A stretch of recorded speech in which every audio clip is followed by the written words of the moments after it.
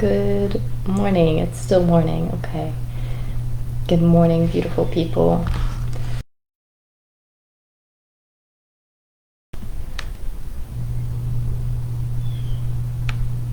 All right. I do apologize for leaving you for a little bit, but as you may know, we have once again a lot going on. I'm in kind of a mood myself, feeling very relaxed nonetheless. I'm actually on vacation right now, hence why I'm coming on here a little bit later in the day. I have more time in the morning to just lay on the couch. And I'll keep this very because after this I am just wanting to go lay down and drink some soup. That is just the mood that I'm in here. But we have a message, and this is in regards to what we've been talking about, the topics that we've been talking about. We are on chapter 11, marriage instructions for man and wife from the noble prophet.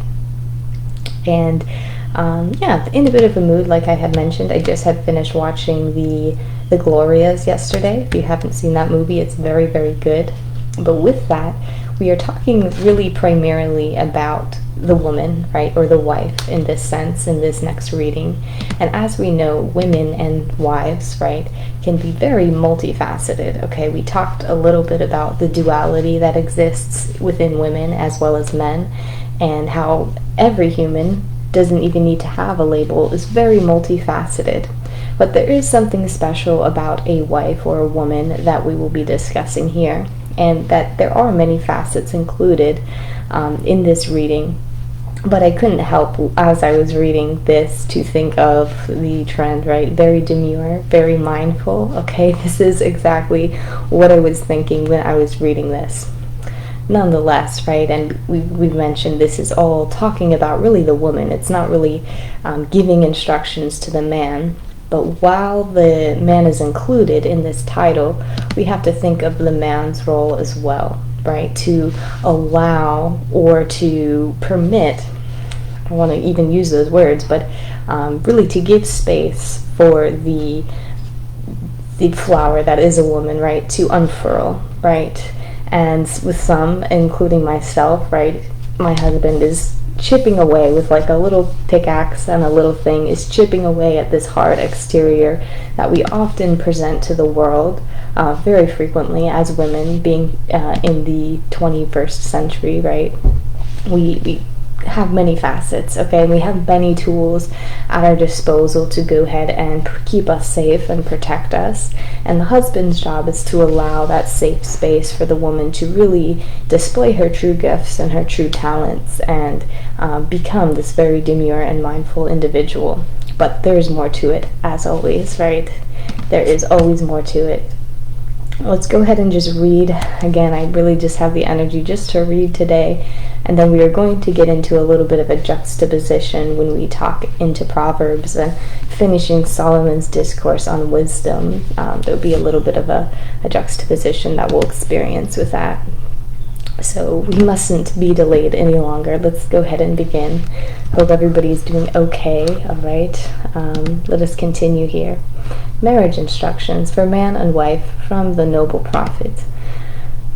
In the name of Allah, most gracious, most merciful, in the well-worshipped name. Give ear, fair daughter of love, to the instructions of prudence, and let the precepts of truth sink deep in thy heart.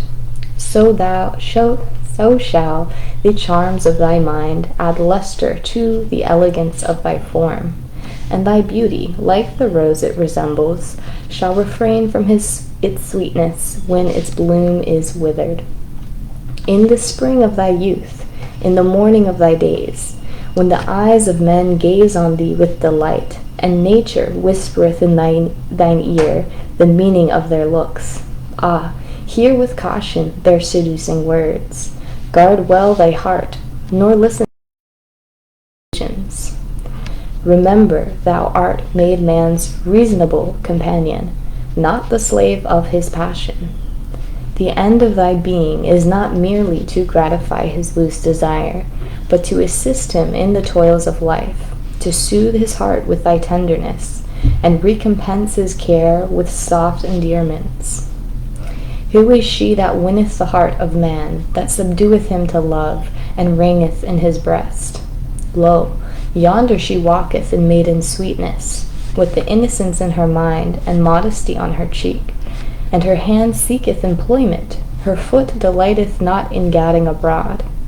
She is clothed with neatness, she is fed with temperance. Humility and meekness are as a crown of glory encircling her head. On her tongue dwelleth music, the sweetness of honey floweth from her lips. Decency is in all her words, in her answers are mildness and truth. Submission and obedience are the lessons of her life, and peace and happiness are her reward. Before her steps walketh prudence, and virtue attendeth at her right hand. Her eye speaketh softness and love, but discretion with a scepter sitting on her brow. The tongue of her this is the one I needed to look up, excuse me. The tongue of her licentious is dumb in her presence. The awe of her virtue keepeth him silent. Okay, so we understand a little bit with the context, but I'm going to pause and give you the definition of licentious. Okay, promiscuous and unprincipled in sexual matters. All right. Hi, honey. Oh, he's so dirty. It's very dusty. Okay, the tongue of her licentious is dumb in her presence. The awe of her virtue keepeth him silent. Okay, not ignoring the fact that that facet, right, exists. It exists, but it is subdued, right? It is dumbed in the presence. When scandal is busy, and the fame of her neighbors is tossed from tongue to tongue, if charity and good nature open not her mouth, the finger of silence resteth on her lip. Her breast is the mansion of goodness, and therefore she is suspected no evil of others. Therefore she suspected no evil of others. Happy were the man that should make her his wife. Happy the child that should call her mother. She presideth in the house, and there is peace. She commandeth with judgment, and is obeyed. She ariseth in the morning. She considers her affairs, and appointeth to every one their proper business. The care of her family is her whole delight. To that alone she applieth her study, and elegance with frugality is seen in her mansion. The prudence of her management is an hour to her husband. He heareth her praise with a secret delight. She informeth the minds of her children with wisdom. She fashioned the manners from the examples of her own goodness. The words of her mouth is the law of their youth. The motion of her eye commandeth her obedience. She speaketh, and the servants fly. She pointeth, and the thing is done. For the law of love is in their hearts, and her kindness addeth wings to their feet. In prosperity she is not puffed up. In adversity she healed the wounds of fortune with patience. The troubles of her husband are alleviated by her counsels, and sweetened by her endearments. He putteth his heart in her bosom, and receiveth comfort. Happy is the man that has made her his wife. Happy is the child that call her mother. All right. This is the Holy Koran of the Moorish Holy Temple of Science, divinely prepared by the noble prophet Drew Ali. All right. So beautiful, right? This is very much, we talked a little bit about the multifacetedness, right? How we portray as women one way to the world when we're out and about and doing our things, right, outside of the household. But this is really a close look, especially towards the end here, of the internal household, right? The internal household, what is behind closed doors, and what it means really to be a woman and a wife, and the power that woman wields, right, is very, very glorious, I would say, very glorious, and it takes a lot. So it's very, very important. Of course, men can have some of these facets too, but again, it's to allow the woman to really take control of the household and really take control in all aspects when providing happiness for her family, things like that. And then the man has a different role, but his job is to allow that light to shine and to flourish. So, of course, there are many things that can be looked at, and many ways that this can be looked at. But we're going to go ahead and leave it at here.